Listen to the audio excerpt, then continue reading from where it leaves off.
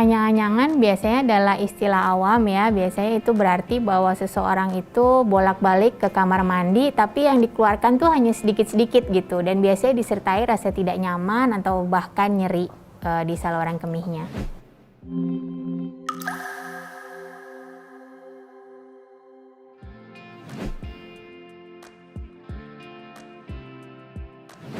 Anyang-anyangan bisa disebabkan karena berbagai sebab ya. Salah satunya yang paling sering adalah infeksi saluran kemih bagian bawah.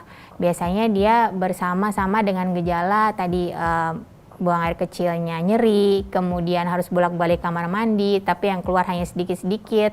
Dan biasanya setelah berkemih itu juga rasanya nggak enak atau rasa nyeri. Tapi juga bisa disertai dengan buang air kecilnya keruh, berbau, atau bahkan berdarah.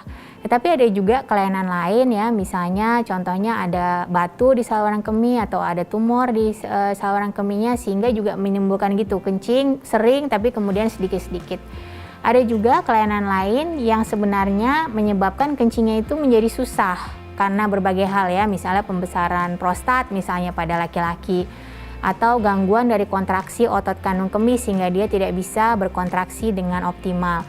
Sehingga saatnya kencing itu yang keluar hanya sedikit, tapi sebenarnya sisa air kencing di dalam itu masih banyak, sehingga dia harus kembali kencing lagi dalam waktu yang tidak terlalu lama. Itu juga bisa menjadi penyebab anyang-anyangan. Untuk anyang-anyangan itu sebenarnya yang kita anggap sering, kita sudah bilang lebih sering dari normal adalah lebih dari 8 kali ya, mulai dari kita bangun pagi sampai kita tidur malam lagi. Jadi normalnya seseorang itu bisa berkemih 3, 4, ya mungkin paling lama 5 jam ya, tapi kalau misalnya sudah lebih sering atau lebih cepat dari itu tiap 2 jam atau 1 jam, atau bahkan ada yang kalau sedang timbul gejala seperti infeksi saluran kemih bisa tiap 5 menit bolak-balik kamar mandi. Itulah yang kita sudah mulai sebut anyang-anyangan. Dan juga volume dari kencingnya sendiri. Kapasitas normal dari kandung kemih seseorang adalah 300 sampai 600 cc. Jadi harusnya yang dikeluarkan dalam berkemih normal juga sekitar segitu. Tapi pada anyang-anyangan ini bisa yang keluar tuh hanya 50 cc, 20 cc, 30 cc. Jadi untuk berapa kali dalam sehari kita harus lihat, dan juga berapa banyak sebenarnya yang dikeluarkan per kali kencing.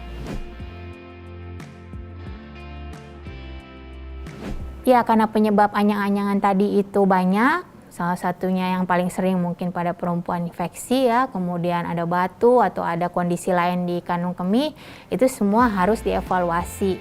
Dan juga tadi yang masalah sebenarnya susah kencing ya, mulai kesusahan kencing, sekali kencing itu susah keluar dan sisanya banyak, seperti penyakit-penyakit pembesaran prostat. Pada laki-laki ya, yang bisa jinak atau ganas, itu juga harus dievaluasi penyebabnya.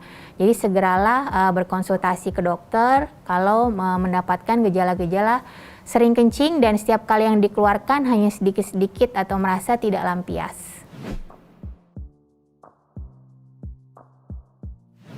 Apabila seseorang sudah sering sekali berkemih ya, jumlahnya sudah melebihi 8 kali, apalagi kalau disertai dengan gejala-gejala seperti nyeri saat berkemih, kemudian ada rasa terbakar, rasa tidak enak, air kencingnya berwarna berubah, tidak jernih lagi, agak keruh, kemudian baunya juga berubah, apalagi kalau sudah sampai berwarna merah, itu tentunya kita harus segera mencari pertolongan. Kemudian apabila kita melihat misalnya ada pasir atau mungkin ada batu kecil yang keluar dari urin kita, itu kita juga sudah harus berkonsultasi ke dokter. Selain itu juga untuk laki-laki ya di usia di atas 50 tahun juga harus waspada, karena biasanya pembesaran prostat sudah mulai terjadi di usia tersebut. Kalau sudah ada anyang-anyangan, pipis sedikit-sedikit tapi sering, juga harus segera memeriksakan untuk menyingkirkan apakah ada pembesaran prostat yang bisa pembesaran jinak atau pembesaran yang sifatnya ganas.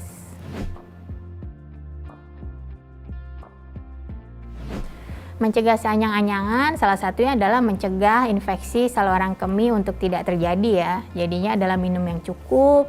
Sehari seseorang itu minum paling bagus dengan air putih. Kalau fungsi ginjal normal 2 liter per 24 jam yang diterjemahkan menjadi 8 gelas ya sehari. Kemudian tidak mempunyai kebiasaan menahan kencing, membersihkan saluran kemih setelah berkemih atau membersihkan organ intim juga harus diperhatikan, arahnya dari depan ke belakang. memakai pakaian dalam yang menyerap keringat. Kemudian kita juga harus mencegah beberapa penyebab yang bisa menyebabkan batuk di saluran kemih, misalnya dengan tidak memakan makanan yang tinggi kolesterol, tinggi asam urat mungkin ya, untuk mencegah batuk saluran kemih. Dan juga segera berkonsultasi ke dokter untuk segera dievaluasi sebenarnya penyebabnya kenapa nih anyang-anyangan, karena penyebabnya sangat banyak. Jadi harus segera dievaluasi kemudian diterapi, sehingga kalau misalnya ternyata penyebab anyang-anyangan ini adalah suatu penyakit yang serius, untuk segera bisa diidentifikasi dan diterapi secara dini. Sekian pembahasan mengenai anyang-anyangan. Saya Profesor Dr. Harina Era Harjo, spesialis urologi. Sampai jumpa di konten selanjutnya.